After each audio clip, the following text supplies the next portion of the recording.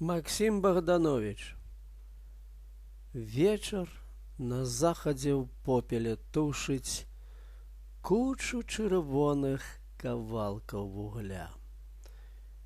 Ціха ўсё, ветер лістка не зварушыць, не скалыхнуцца ні траўкай паля. Цёмныя цені даўжэй у лагчыне, птушкі прыстаўшай марудней палёт. Сумна плыве маладзік, бледна-сіні, у небе вячэрнім зялёным, як лёд.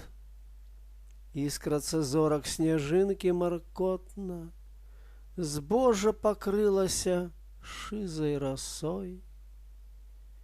Кіньма жа думкі аб долі гаротнай, хоць бы на момант спачынем душой. 1910 год.